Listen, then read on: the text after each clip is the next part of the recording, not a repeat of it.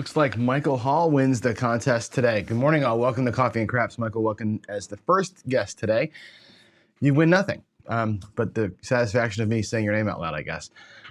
Yeah, happy Wednesday, everybody. Coffee and Craps. We're still in the this crazy, stupid strategy series that we're doing this week, which is for those of you watching this next year, this is the week between Christmas and New Year's, and we're doing what I'm calling side bets all week long. So we're just kind of taking things that, you won too much money and you want to light some of it on fire and have some fun and just do like a little side thing.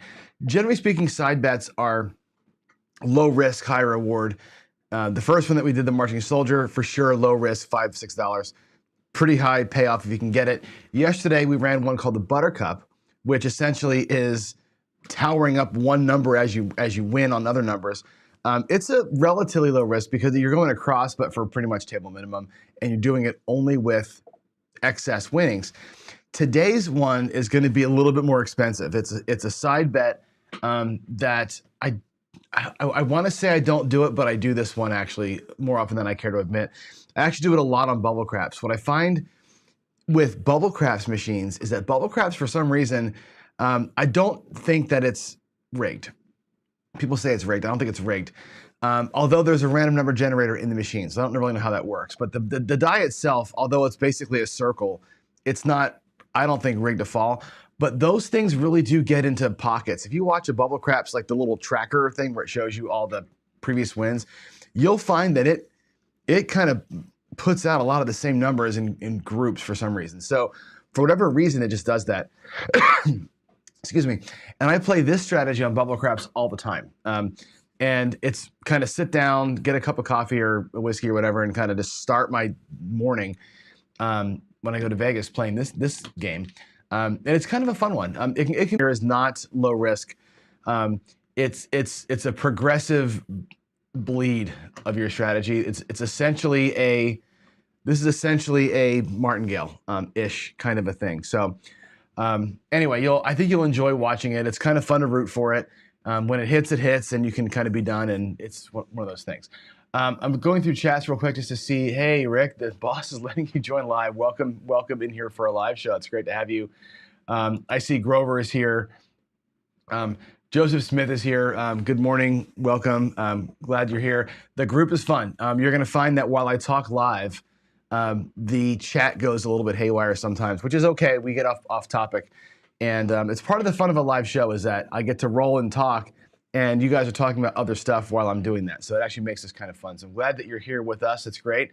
I see that On Point is saying he's talking to Jeff, finished his intro video and going to render it. That's awesome. Looking forward to having you out here in the world. And I saw that if he comes here today, you'll see that Waylon's got a new icon. It doesn't just say W anymore when he comes into the chat room. Looks like Waylon is getting his craps channel together too. So we're gonna have a couple of new channels here to watch, which is good because I've watched every freaking thing else out there. I'm like literally looking for things to watch now. In case you all missed it, I don't know if it replays or not, but over on Facebook Live last night, Garrison had John Patrick on again live. So they did a live stream, which is good. I mean, John is old. John's like 90-something years old. He's the same old curmudgeon that he was in his old videos from when I was learning how to play. It was great. I asked him a couple of questions. I asked him a couple of questions that I knew were going to fire him up because I really wanted to get I wanted to hear him say it out loud, So a couple of things on there that I asked. One of them was, if anybody out here plays blackjack, does anybody play? If we can raise your hand or say, yes, I do in the chat, I play blackjack. I don't play blackjack. I'm not a fan of blackjack. One of the first games I ever learned, my parents loved it. I just never liked that game for whatever reason. But with the new 6-to-5 tables that are out everywhere, the casinos are screwing us everywhere. You got 6-to-5 blackjack, you got 000 roulette, you got all these abominations of the games. I asked them this question, which is at 6-to-5 blackjack, what people are doing, and I know this because I've got some friends that are dealers. The new thing is to get a blackjack and then double down on the blackjack. Okay, so I'm not sure if you've heard this or not. or if it's new. Again, I'm new to blackjack, whatever. I don't play. So that in those circles, that's what's going on to kind of beat the 6-5 BS. Now folks are doubling down on blackjack, which is like, if you watch football, that's like taking a field goal off the board, right, on a penalty. So you make a field goal, they were offsides. Do you take 3 points off, take the first down and go for a touchdown? You know, there's this old conventional wisdom, which is like never take points off the board. In craps, never pull a don't. And in blackjack, why on earth would you push back the winnings that you got on a blackjack in favor of a better win? Dealers are saying that that's about a 60% win rate on the double downs on blackjack. So they say that over the course of time, the dealers are saying, again, seat of the pants dealers, that they see people almost getting back to a 3-2, whatever the house edge was at 3-2 blackjack. So I asked Patrick this question, and in full disclosure, I asked the Wizard of Odds the same question. I wrote Wizard of Odds yesterday, Michael Shackelford, and asked him the same thing because I don't know the answer to this. Obviously, I don't play. I asked Michael, what is the mathematical probability of making that work, and does it reduce the edge, and what does he recommend? I asked Patrick, and I thought Patrick was going to jump through the phone and strangle me. He got so angry that I even asked the question. It was really funny. It was funny, even funnier because during the live stream, the way that Garrison did it, it didn't show, like when I put somebody out here, like I'll put Rick out here. When I put somebody's name up, it says Rick S. It's got your little logo on it. It said Facebook user, so it didn't actually have my name on it, which is good because I didn't want my name out there for those questions. But he went through the ceiling. It was hysterical. And he said what Patrick always says, which is this, and I've never said this out loud, but I kind of play this way. I think you probably picked this up. And his philosophy, one of his core philosophies is it's not how much you win, it's how little you lose. And when you talk to me or Ken or Greg and some of the more conservative players out there, we look at that and say, you know, we want to win, obviously.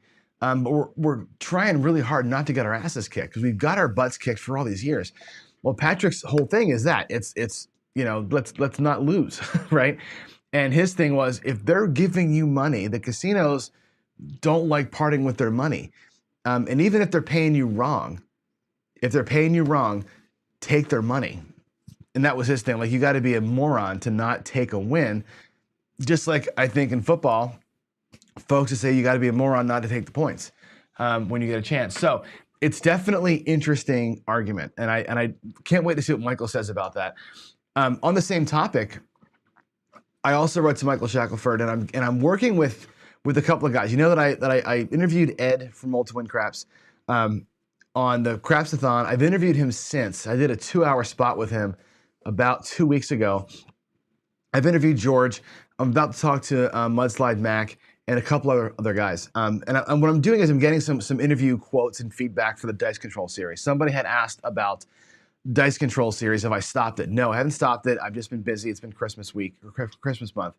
And I've got some more interviews to do. I'm cutting a video right now with those interview clips that's going to basically be the dice controller side of the argument, which is, now we've seen the slow-mo.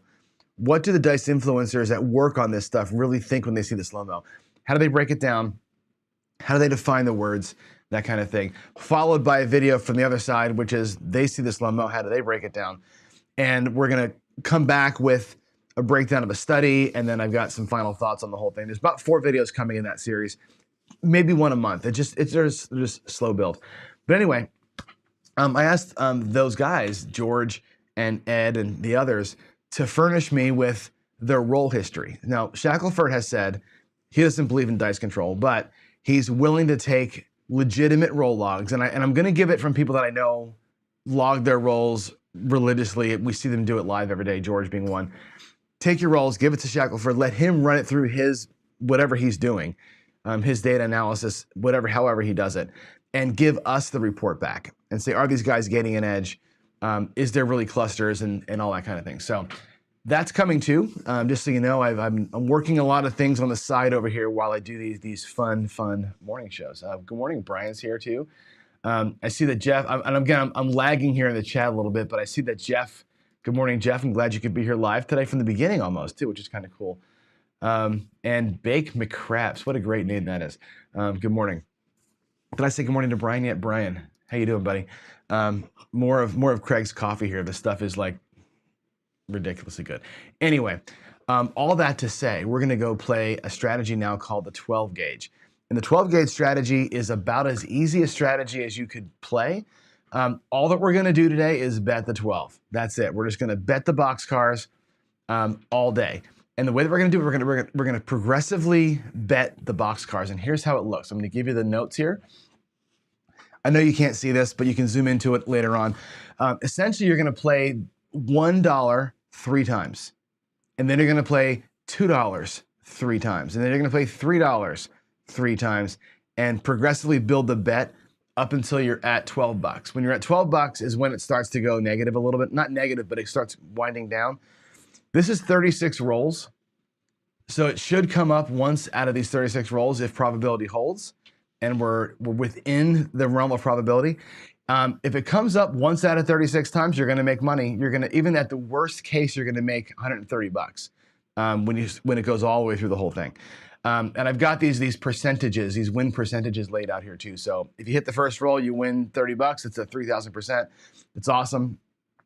Otherwise, you're gonna win a little less, but as you go through this thing, you'll see that the dollar amounts increase pretty good. So we're just gonna play what I call the 12 gauge, which is literally playing the 12, rolling for the 12, and lighting 300 bucks on fire. That's gonna be the point of today. It's gonna be pure fun.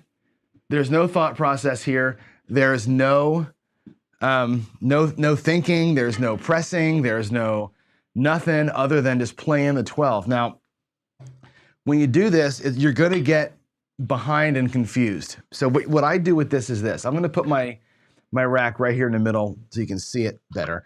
And the way I'm gonna manage the rack today is this. I've got $300 here. I've got 250 in green, 200 in green and 200 in green, 75 in red, 25 in white.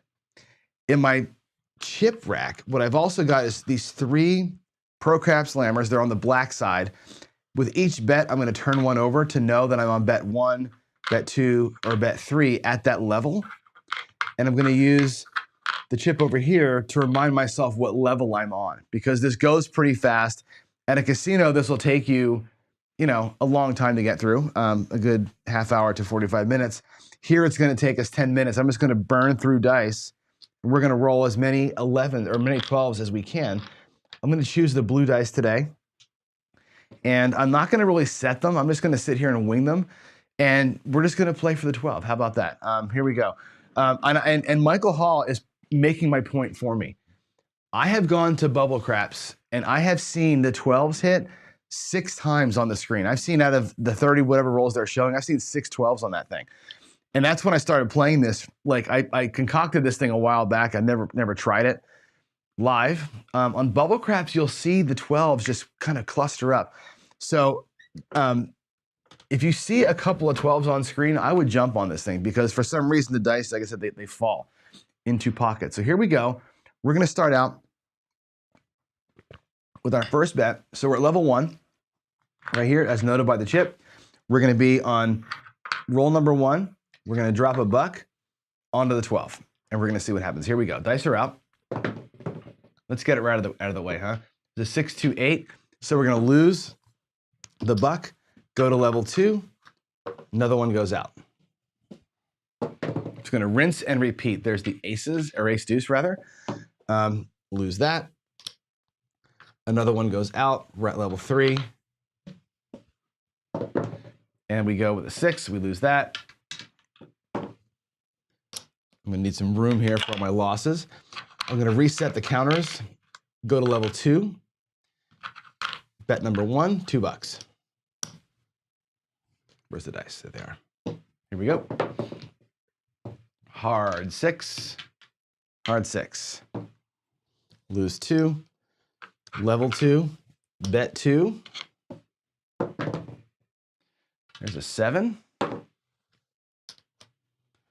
12 gauge strategy. A little bit, like I said, this is not going to be the most exciting thing that you watch until it gets with the higher bet amounts, then it starts getting fun. We'll lose that one. Okay, that's 3 at the level 2. We're on level 3 now. Here comes 3 chips. There's the ace deuce again. We're in this horn, a little bit of a horn sequence. I got to mark, that was the first one. This is the second one at level 3. Come on. There's a 6. We're going to go to level 3 now, or bet number 3 at level 3. Another 6.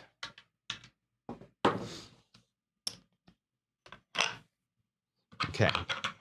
Turn them off. Level 4 is a bet.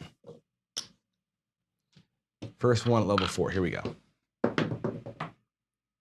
Another 7. Okay, level 2. I'm going to drop a nickel out there. We're going to get 4 on the 12, 1 for change.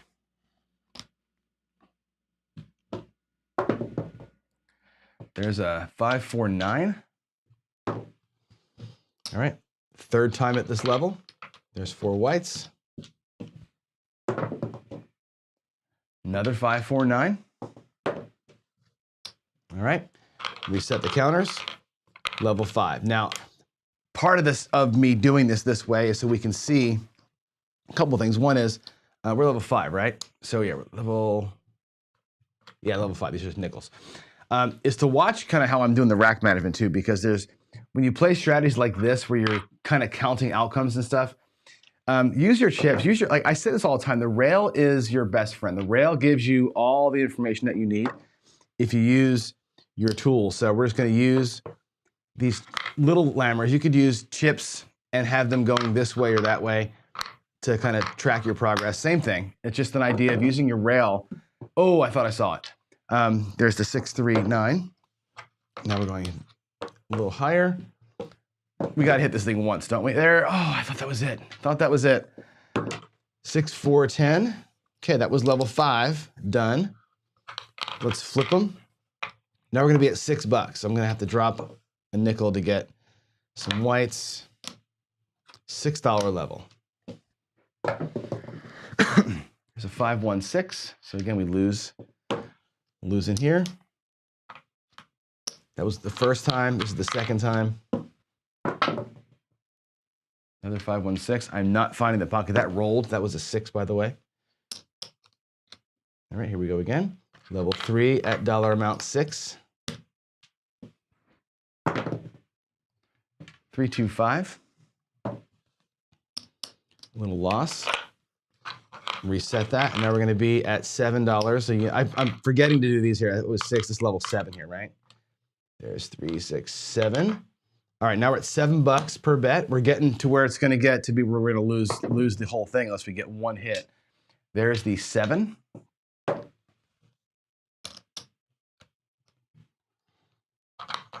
All right, this will be the second time through here. I need to get some more whites.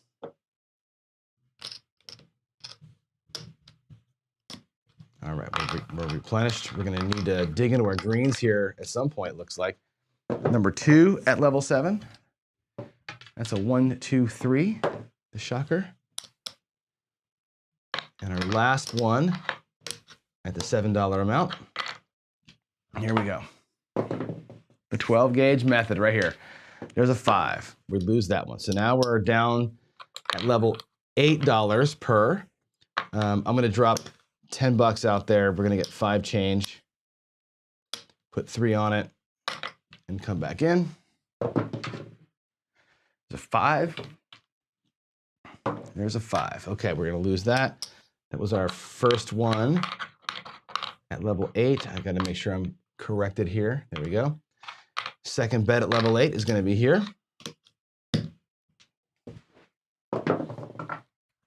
Oh, one away. And I can see the 6 facing me on the die, of course, right? So it's a 6, 5 yo that rolled, obviously.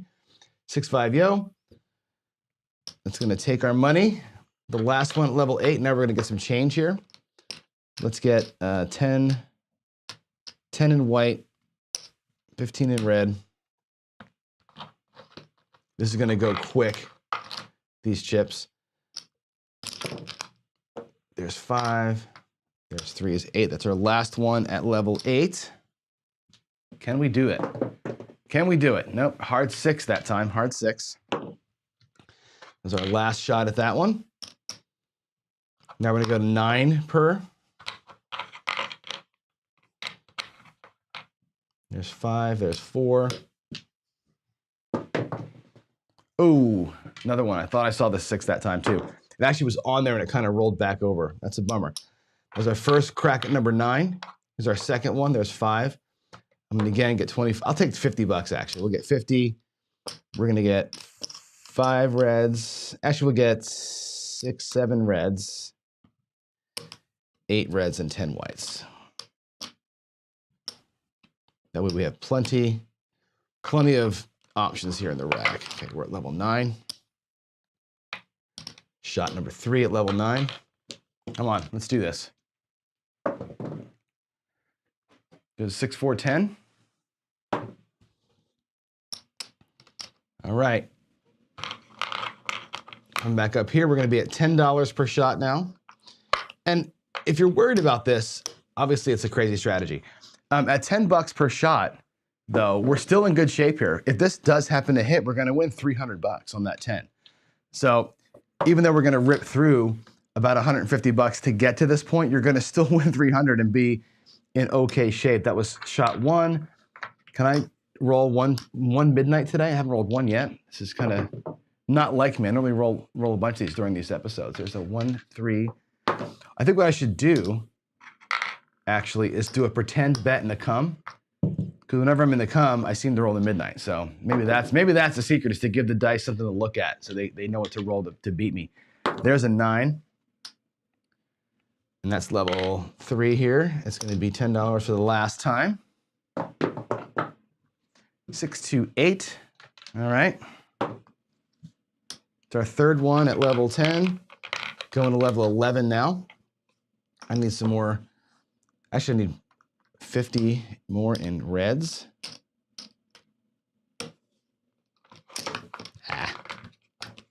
Let's get it right. Let's get it right. Come on here. All right, 12 gauge, you can do this. We have another six cracks at it here before we start going into what I would call the negative tailspin. So there's that. Can I roll 112 today? $11, that was our first. This is our second. Make sure we're on the right number here. Yep, we are. Okay, let's go. Nope, hard 6. Last shot for level 11 coming.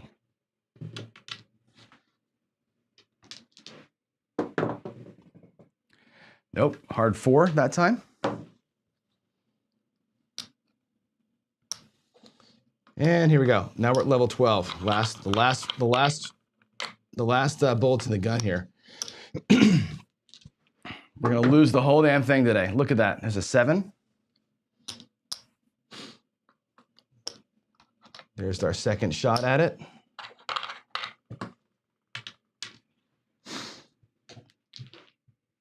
Come on. Ooh, hard 8. Hard 8. All right, here we go. Last one at the last worthwhile level is right here.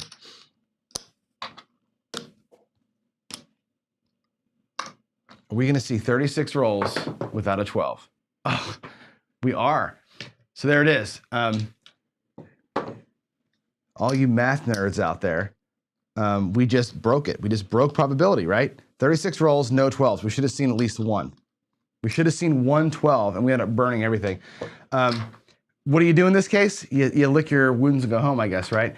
But let's do it a second time. I'm going to do it again, just for fun, because we have time, and run it the second time. So let's go ahead and get our rack reset.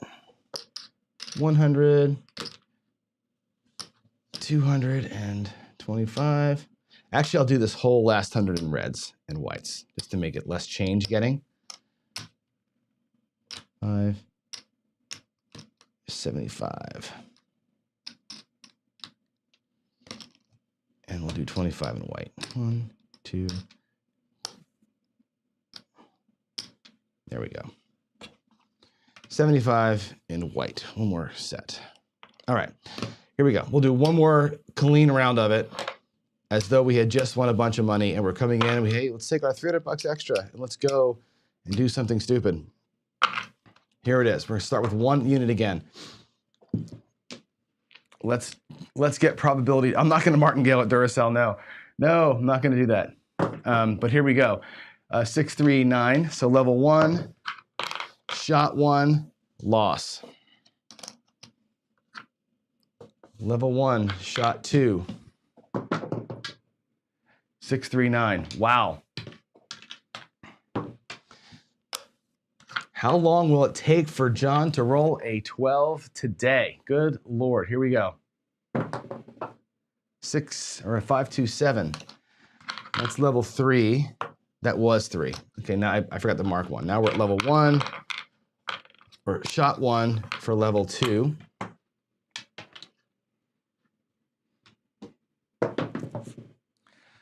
5, 4, 9. Shot 2 for level 2. 5, 3, 8. Shot 3 for level 2.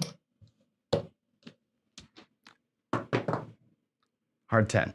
You know, I haven't even rolled aces yet, have I? Have I rolled an ace yet? I don't think I have rolled it even aces, let alone the 12. I haven't rolled either one of these once, which is interesting. Out of 36 rolls, you haven't seen either the 12 or the aces. There's a 7. That was the first. This is our second one at this level.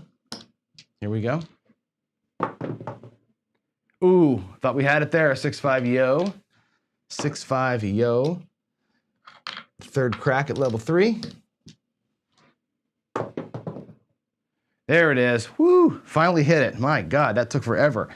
That's $90. That's an okay little win. Now, let's honestly, the first time through, we lost $200 and some. This time, if you're coming at this thing from a brand new, oh, let's walk up and do the 12 gauge. In this case, it took you 9 rolls to get there, but you won $90. This person only has 3, 9, and 9 is $18. You know, he has $18 invested in 190. That actually worked out the way that it, quote unquote, should have worked. That's the way that you expect to see this thing come, is within the first 10 or 15 rolls, you end up knocking it out, and it kind of works out. So I'll do it one more time just because it's fun, and why not? So let's put our reds, our money back over here. Let's put our whites back in the rack. So one time we won $90. We'll just, you know, one time we won 90, one time we lost 200. We lost 275 the first time, actually. So we won 90 here, lost 275. Let's do it one more time, just because it's fun. Now we've seen it. We know that it can actually happen. We know that my dice rolling skills aren't that bad. And I guess, you know, if you're the kind of person that can control the dice, and you may want to go ahead and throw, you know, whatever, a 6-2 whatever set, 6-2, 6-2, 2-1 set or something like that, that, you know, can get you some horn numbers. If you're that kind of a roller and you can do it, then fine, right? There's the first crack at number 1, second crack at number 1. I actually did this strategy one time in a tournament, an online tournament, just for the hell of it. This week number 3. And again, with a limited bankroll in these tournaments, I actually went in and I played this the entire time. And I won my round, actually, because I hit it twice during the round. And my other person was doing regular betting, and they won some money. But I won so big on these couple of hits that I had in here that I actually won that round. I wouldn't do it again. It's not a go-to strategy for that. But with funny money, you know, why not? It was actually kind of a fun thing to do. There's a 7. There's our first one. This is our second one at level 2. Here we go. 1, 3, 4. We'll take that. It's our last shot here at level 2. There's an 8. We lose that. We'll be on level 3 now. And again, I'm trying to use the chips over here to kind of remember where I am, and the chips in front to remember what number I'm on at that level. So I'm going pretty quick here. At a casino, you have more time to kind of keep this straight and right. There's a 3, 2, 5. So our second shot at level 3. There's a 4, 2, 6. We'll lose that. This is where we won last time on the third shot of level 3. Was our winner last time. Can we do it again? Nope. 4, 3, 7. I'm not even keeping track of points. I'm not sure if that was a frontline winner or a frontline loser. We have no way of knowing. This will be a 4, level 4 now, first shot. Let's get it rolling. Oh, hard 10, hard 10. This would have been a good day in hindsight to have brought out the KPI roller and really taken our time and just logged some rolls in here. To me, the KPI thing is only good selfishly if I'm working on my shot. Otherwise, I don't get a lot of value out of it. And if you're playing at home, again, I'm trying to go slow enough to make it make sense here. There's a 6-5 yo. To make it make sense for you here, maybe I could start doing some more of that with the KPI thing, because it does, I think, help to see if you're rolling at home where we are. And it'd actually be kind of fun to see what we're doing here as far as, are these numbers is the rest of the stuff actually within probability? I don't know. Again, my focus is down here on donating my money as fast as I can to the casino, because they need more lights and better food. So they can just take my money here and do what they want with it. There's level 1. This is level 2 at $5. I might have miscounted one there. Okay, that's a 6, 2, 8. Too busy yapping, not focused on the numbers. This is level 3, or number 3 of level 5. It's a 6. I think this is going to look like the first one, where we're going to go through it all really fast. Level 6, I'm going to get some more whites.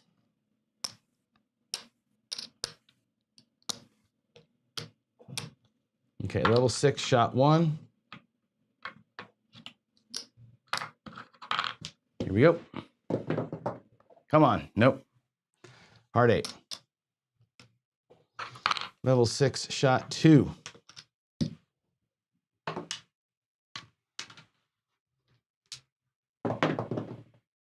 Nope.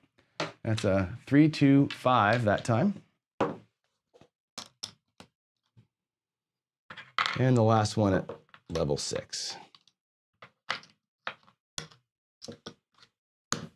Here we go. This is the 1. No. 6, 1, 7. I was thinking to myself, we need a better play-by-play guy. And as you know, if you haven't been paying attention, we lost the world's greatest play-by-play guy yesterday, RIP John Madden.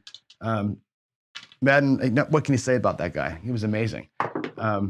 Basically, you know, football surpassed baseball as national pastime at some point during his tenure as being the voice of football. And I honestly believe it's because of Madden. If you think about, football was popular back in the 70s and 80s, but it wasn't the national pastime.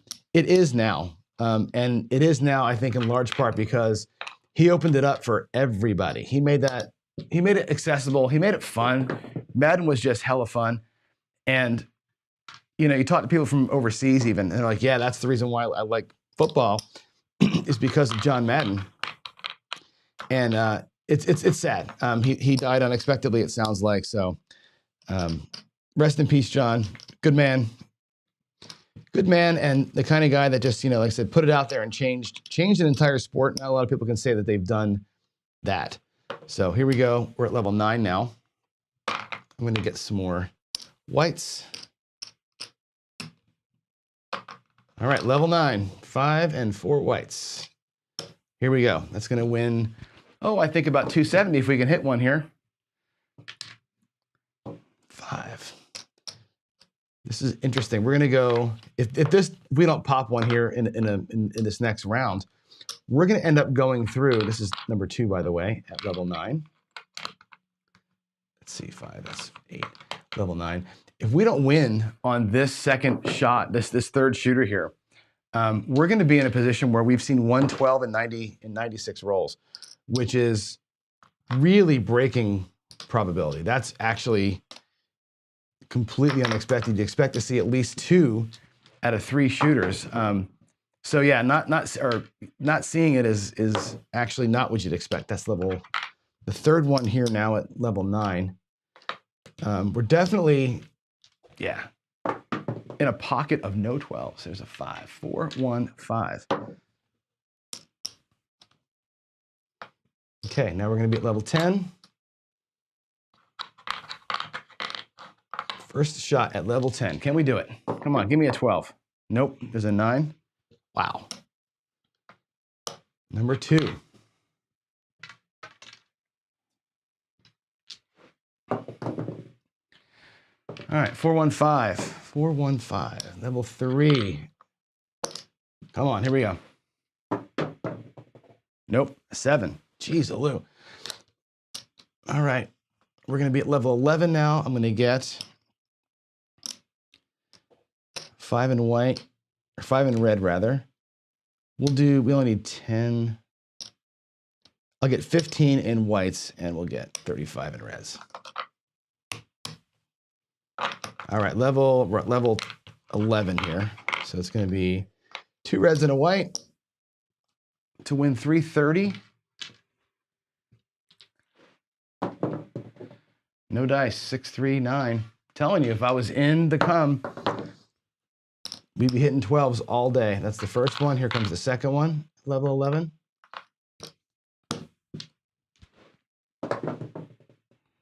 5, 1, 6. Now our third one here.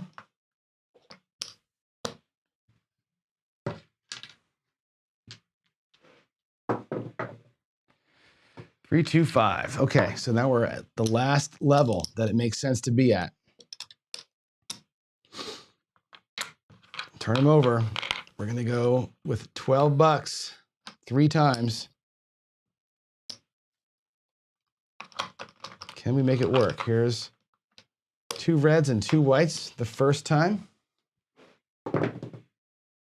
5, 4, 9. Second one.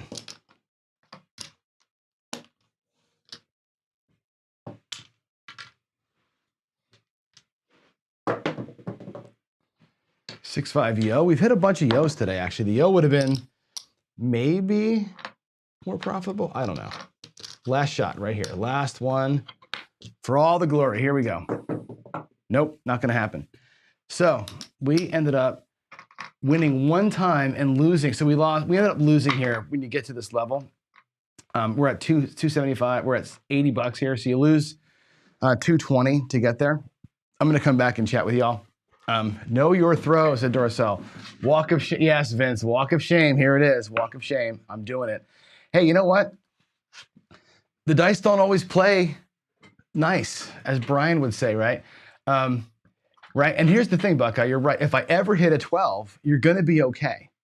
No matter what. And there's a point in time where at 13, 14, 15 units, it starts to be a little bit less profitable.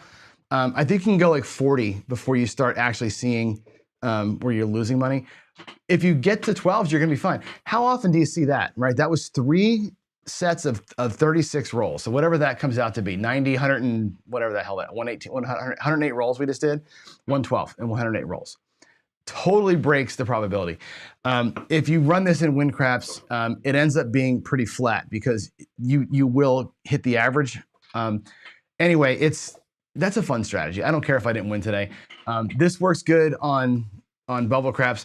Buckeye slaying, if you come out with a 6-2-6-2, it would work. If you can throw horn numbers, and I know that people, I talked to Ed, Ed Roll to Win throws a lot of horn numbers. And specifically, like not a lot of horn numbers, like when he was showing me his results, his number 1 number was a 9. His number 2 number was like a 2 or a 3. Like he throws a lot of them. There's a person you'd bet, right? Or who would bet on that? Buckeye's saying he would use a 6-2-6-2, which I think is the set that Wager uses for his horn numbers. Again, I'm sitting here literally shaking and baking, not trying any kind of a set. I'm just throwing them, which is what you should be doing when you play a strategy. And honestly, if you throw the dice and practice that as a separate, I say practice that as a separate thing from your strategy, because your strategies have to work. If your strategy works against random, it'll work if you're better than random. It'll work a little better. So that's how I do that. Anyway, yeah, here you go, Eric made of tin. I love this comment. I don't love it, but I mean, mourn the death of Madden and the loss of $5 craps tables. We talked about that last night actually too, with John Patrick about the minimums. And you know, he's a believer now. He's always a believer. His thing, and I think Ken, our friend at Ken Knows Gambling, will tell you this too. Patrick says poker and sports. That's it. Poker and sports, nothing else. Because the $5 tables are a thing of the past. And if you're like most of us, you know, going out there at a $25, $50, or $100 minimum table, it reduces your options. It isn't like we can't afford to play at that level. I can afford to play at the higher level if I wanted to, but I want options. I want to be able to go from 160 down to 32 or 160 down to 44 or whatever. I don't have the option when I'm at that high level. You got to stay there, which kind of sucks. Anyway, this strategy here, we'll talk through it. John is the best at throwing out. I am. It's funny, you know, you do this long enough, and what I like about the way that I roll, which is awful, is that the dice will always go against what I'm trying to teach you. No matter what happens, the dice will tell you, well, I'm saying one thing, the dice will always go opposite of that. But it's good to see it. It's good to say, well, the 12 should hit 1 out of 36 times. You should see a 12, 1 out of 36. If you're doing the progression like I did on roll 36, let me just go up here. Let me get to my the chart. If you get down to the end on your third roll of number at the $12 level, right, you should make 360 and profit 138 because you're going to be into this thing for $234. You should. If probability does what it does, you should be in profit on this thing all the way through. The chart says it must be true.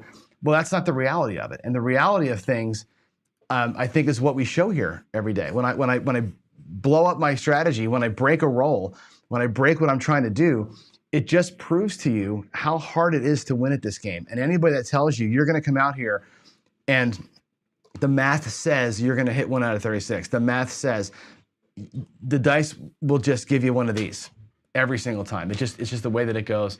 And it's just funny that it does it to me in front of you live every day, which is fantastic. And Buckeye, just kind of coming back here, Ellis Island does have $5 craps off the strip. If you go downtown, there's still $10 tables all across Fremont Street.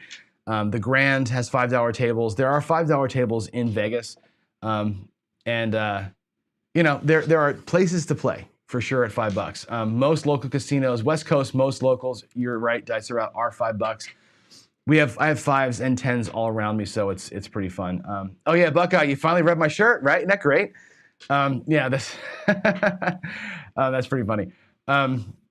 And Jeff agrees, right? Nothing works live, but it's real. This is the reality of it. You go in there with this great plan and the dice go, not going to happen. And that just happens. Yes, I'd love, yeah, boy, a roll challenge between me and Jeremy, we'd be awful, wouldn't we?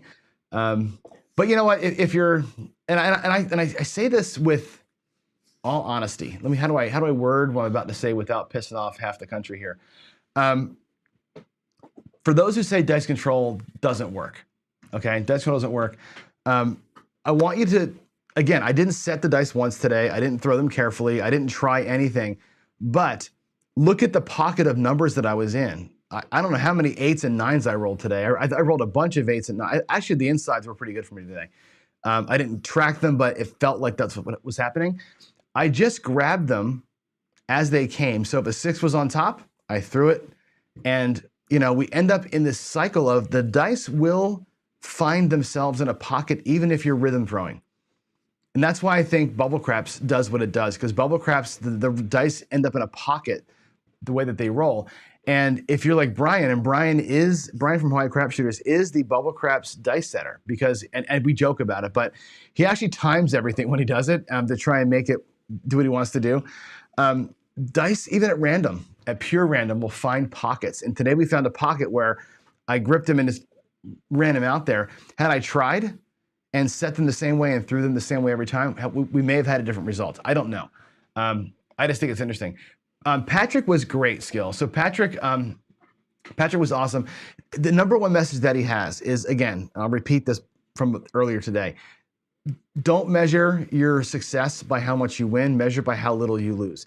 Every game at the casino is a negative expectation game. Every single game is designed to beat you. Every one of them. So the reason why I bring that up is because earlier we talked about blackjack, and folks are now taking 6-5 blackjack and doubling down on the blackjack to try and regain the house edge. And his point on that was absolutely 100% of the time, take the money they're giving you. Even if it's a crappy payout ratio, take the money. The casinos don't enjoy parting with money, take it. His other messages were sports betting, poker, number 1 game, number 2 game. Pie Gal was his number 3 game, craps his number 4 game. Patrick is a huge believer in hedging. Now, you know my feelings on hedging. I feel like if you over hedge, you're gonna put yourself into oblivion. You saw the strategy that we did when I rolled out 36 full presses, 3-point blender last week. That's a complete hedge strategy. And all you're gonna do is you're putting a quarter at risk. When it comes through, you're gonna win $3 to $5. You know, to me, I feel like that's the wrong way to play. Patrick loves that kind of a system. He loves to get a don't, place the number for a little bit less, and work the math on that and grind all day long. That's his way of playing. He's like, I hedge every bet. He hedges every bet in sports. You know, he'll bet the over, not the under, but he'll take the dog. He does all these things to kind of hedge his money. He's like, I'm happy to bet 1,000 games a day and win $1 on each game versus playing 2 games a day to try and win $1,000. That's his philosophy. He'll spread it out and win a little bit across. The guy's 90 years old. He's been gambling professionally his entire life. I think he might know what he's talking about. So maybe there's more to it than that for sure. Yes, Hal, John Patrick is like, I think he turns 91 in about a week. So that's gonna be interesting. John and Jeremy with the opposite. Yeah, you know what? That's funny. This is actually pretty funny. Me and Jeremy would definitely have a go in. Keith Richards is still alive? He ain't alive, is he?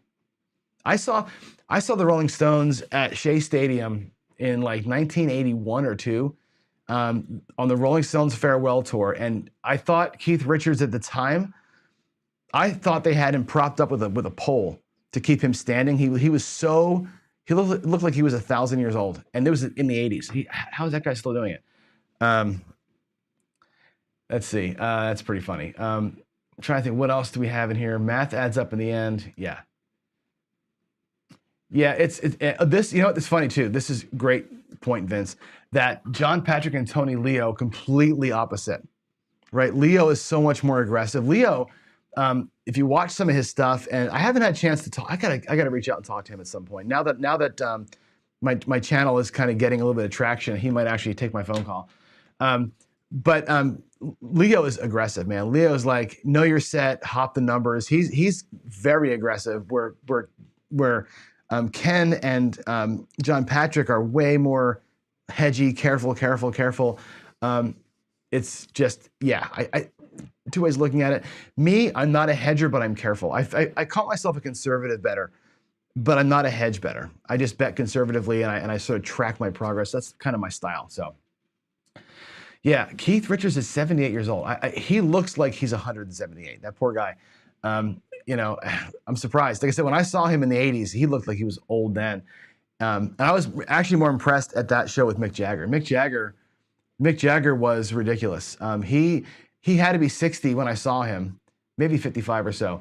He had more energy than, you know, me at that time, and I was like 27. So, yeah, anyway, what do you guys think? I have a question for you. I had this idea last night, 2 ideas actually. One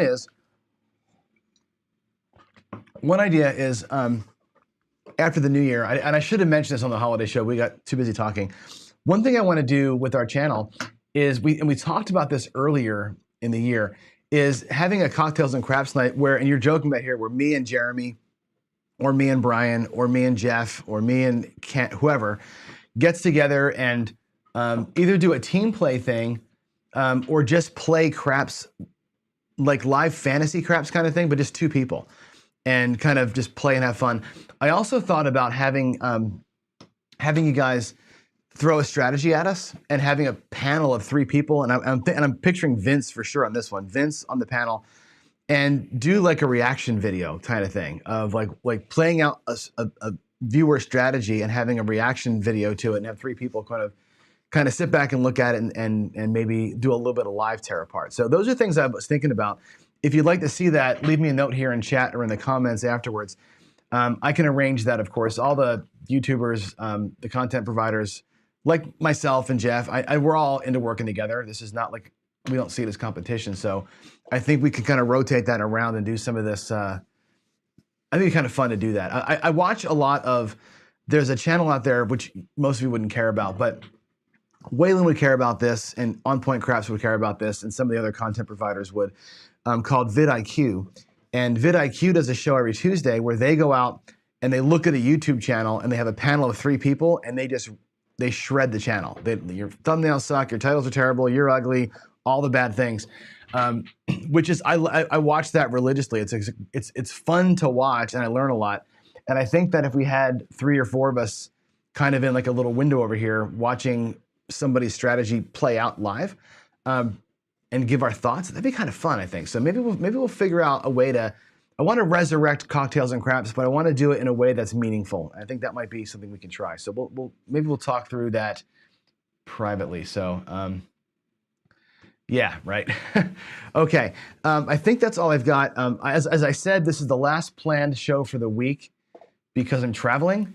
I'm supposed to go to Phoenix tonight, or tomorrow morning rather, and come back on Saturday late. However, every flight out of Seattle has been canceled the last 2 days, and it's going to snow like the dickens tonight and tomorrow. So my suspicion is that we're not going to Phoenix. So if that's the case, you may get a surprise bonus show tomorrow. And if I do that, what I'll probably do with nothing planned is just roll and play and have some fun, and we'll just kind of BS a little bit. This between the holidays week is actually kind of a fun one. For me, it's I can just kind of not think strategy so much, just kind of play, and that's why we're doing what we're doing here, just having a good time. So I'm going to go back and play the 12 gauge some more. And again, the 12 gauge, I'll leave you with this final thought. Not a recommended strat. Don't go to the crap stable in Vegas and jump on the 12 gauge and start rocking the 12. I don't recommend it. It's fun. It worked for me in a tournament once. It works for me all the time at bubble craps, but only when the machines are in the zone of throwing horn numbers, it works good. I wouldn't just make this a go. This is just a fun way to spend a Wednesday morning. So that's why we're doing it. Duracell, thanks for the update here. 49 watching and 20 likes. That's fantastic. You know, hopefully today, today I'm going to say this to you, like today's content was not valuable other than me saying to you, don't light $300 on fire. I wouldn't play the strategy that I showed you today. It's just fun, right? To kind of dork around and have fun here. But with 49 people watching the show, when we first started this show, and Duracell was here in the very beginning, some of you I know were as well, we were lucky to get 9 people to watch, right? Now we're getting 49, 50 people every day.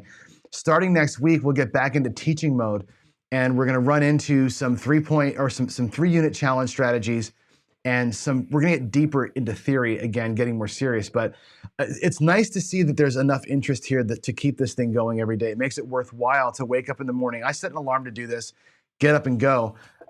If you're getting value out of it, keep pressing the like button, like Duracell says. I love it.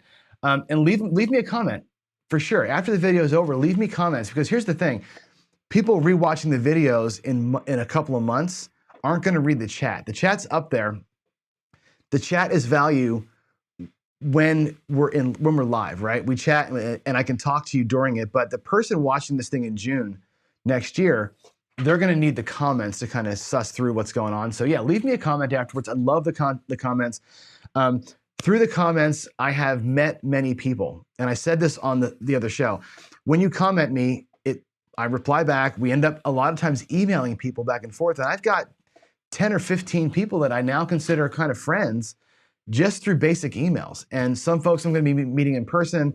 We're going to do meetups. It's just kind of cool. So stay connected with me. Email me, use the comments. I'm working out of my freaking basement here. It isn't like I'm some superstar, right? Let's just play and have fun together and chat it up. So I love the engagement. Believe me, I would rather comment with you all and write you all emails than do my actual job. So Super fun. Yeah, right, Mike. If we could all find the correct method, we'd all be rich. But that doesn't happen. And Justin, thanks for that. I really appreciate that. It's fun. We have a good time here. Even if the strategy sucks, we have fun together. This is like your morning drive, right? That's how I kind of do that. You're going to a casino in Phoenix, Gromit. If I was going there, we were going to go to Talking Stick. That's right by my buddy's house. That was the plan, was to go Talking Stick tomorrow night. We'll see. If we get down there, I'll let you know. I'll drop a little notification in the channel, whatever you call it, the posting area, and we'll see that. So let's see. Shouldn't all you should be at work, right? Yeah, I got to get to work. It's 9 o'clock. So anyway, thanks all again, all 50 of you for being here today. Love the engagement. If I see you tomorrow morning, I'll see you tomorrow morning. And if I do, we're just going to roll it out. I may start with the horseman and just have some fun riding that thing. And we'll just play for an hour. And maybe tomorrow will be a great day to use the chat to kind of help you all drive me as I play. Usually I ignore what you're saying when I'm rolling, but maybe tomorrow's a day you can shift me around. So there you go. Craps like roulette. It's a game of intuition. Trust yours. To some extent, true. Roulette's got some nice things that you can do that you can't do in craps. Remember, roulette, everything is a hop bet. Right? The nice thing about craps versus roulette, you can let bets sit there and you can strategize and wait for things to come and press bets as they happen and leave them there. Roulette, it's a hop. The whole table's a hop bet. And we always tell you to, in craps, stay out of the horn. Horn bets are awful, stay away. That's all roulette is. So it's, Jay, roulette sucks. Roulette is fun. I actually like roulette a little bit, but I don't bet the inside at all. I'm an outside better on roulette. I'll do, matter of fact, we're gonna do a series here coming up on all the different progressions. Progression systems actually work really well in roulette. If you're working the red, black, or the high, low, progressions can work in roulette better than they work in craps. So anyway, that's it. We gotta go to work, everybody. Thanks again. Really appreciate, again, the engagement, the attendance. I'll see y'all hopefully next week. I wanna go on my trip, but if not, I'll see you tomorrow. Until then, be safe, everybody. God bless you, and I'll see you in the next one. Thanks.